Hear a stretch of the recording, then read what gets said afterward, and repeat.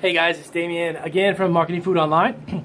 This will be the second question I just wanted to follow up with tonight from one of my subscribers in regards to co-packing. I have done quite a few videos actually about co-packers and some of the benefits and pros and cons. They're not always necessarily it's a win-win situation.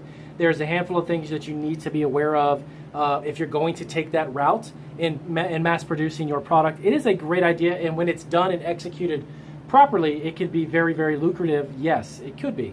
Now, the question that I got was actually from the same gentleman that was requesting information about the shipping rates. And his question was about co-packers and when it comes to recipes, for instance, or if it comes to the actual product itself, do the co-packers have their own, or do they have a product that they have manufactured so often within their facilities that maybe they've got a recipe for, or does it really matter what any product that you make and it's actually a co-packer product, is it always going to be lucrative and profitable? Well, those are great questions. For instance, from my own understanding of what I've known over the past few years of co-packers, traditionally you come up with your own recipe. You will come to them with all of the needed information as far as recipe, ingredients, process to make it as well, which is super important. There are a lot of co-packers facilities where they will have a set facility with machinery that produces it in bulk, yes, but there are also steps along the way and certain recipes and certain production of food products that you have to meet that recipe step by step. Okay, hopefully that makes sense. There's a lot of co-packers that have processes already built into their company or their facility. Yes, they do. But there are certain parts of the recipes, maybe it's either at the beginning or it's in the middle or part of the packaging process and the processing itself that may vary by recipe. Okay, based upon like trail mixes or dry mixes or herb blends or soup mixes. If there's a facility that creates dry soup mixes, the ratio may be different by recipe, but the actual process to put all of them together may be the same. Okay, so first off, traditionally you use your own recipe. When you want to first contact a co-packer, they're going to ask you what type of a food product, obviously. Is it something that they make to begin with? Again, every facility is different. The one that makes dry soup mixes is not going to be the one that makes candy brittle, okay? Just because they don't have the equipment set up to do that. Many of the ones that have soup mixes or dry mixes and herb blends and such have equipment that is set and pre-made, and it specifically makes those types of products. So they're not always going to just pick up the phone and say, hi, I want you guys to make me some candy. They're going to tell you, well, we don't necessarily make candy. So in the process that you do, when you eventually find the co-packer who does that, they're going to ask you if you've got a recipe or do you have a process that's set up to do it. Keep in mind now, once they say, okay, well, that sounds great, we're going to need your recipe, what you would do is you would send that into them. They would take a look at it and see if those processes that they have within their facility will match the recipe that you've got, okay? Also, supplies are all up front. You front it all. Now, this is kind of a tricky situation.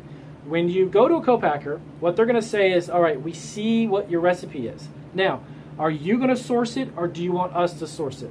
Some of the, I don't want to say higher end, but some of the co-packers who have been around, there are some who have been around for decades, okay? They have the ins and out of the industry. They know the companies. They know places that they can get ingredients. They may offer for an extra fee. You got to keep this in mind. Nobody does this stuff for free. So everything I'm about to tell you may be an extra in addition to meeting other minimum requirements that they're going to ask you for. So they're going to say, hey, you know what, Damien, that sounds great. I love your recipe. Okay, do you have the ability to bring together, we have the facility, but I have to buy all of the dry mixes, the different ingredients to create the dry soup mix, let's say. And I have to bring them together and have them shipped to their facility. Okay, and then they're going to check it in. They're going to make sure they have all the right amounts and the right proportions, et cetera, et cetera. Some of these co-packers will offer that service. You will have to pay for that. But they'll say, okay, we'll order it for you. Logistically, we'll bring all the product in, and we'll have it all set, and then we can start the production. Okay?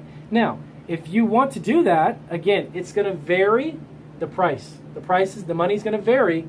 Every co-packer has a different amount, different set percentage, et cetera, of what they're going to charge you, because you got to keep this in mind. Supplies are up front.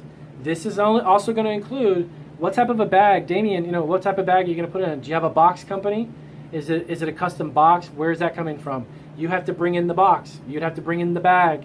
You got to bring in the spices. You bring all that stuff into them, or they could say, you know what, we'll do it all for you. Okay, and the per unit extra cost is 10 cents. So you're probably thinking, wow, that's great. 10 cents, that's not much.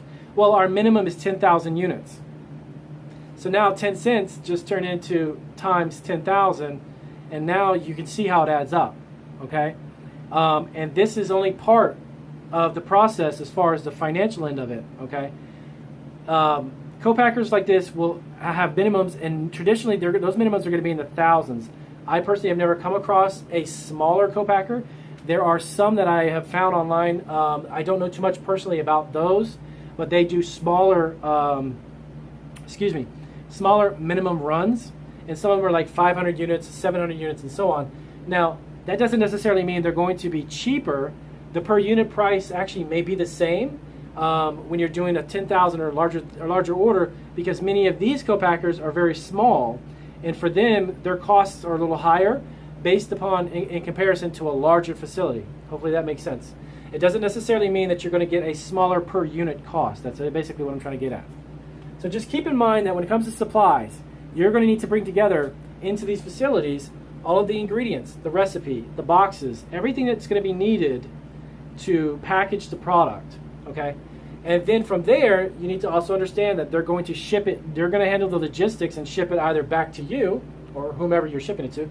If you're shipping it to ABC grocery store, they're going to ship it there too. So keep in mind the shipping factor. Okay.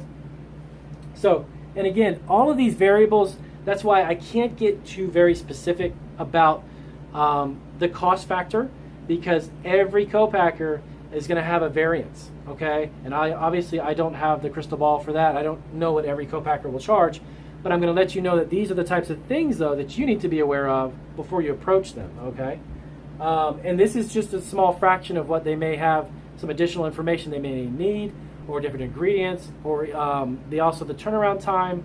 All of those things vary based upon each individual co-packer. Okay, so last thing again, yes, production margins, large minimums of shipping. So again, the margins, keep that in mind. Every little bit adds up. In food business, when you're mass producing a product, pennies become dollars, and dollars become hundreds, and hundreds become thousands. Okay, when you've got product margins that are really tight, and they start talking to you about, hey, you know what, I could do that for you. It's only about 5 cents a unit. I could do that for you. It's going to be 10 cents a unit.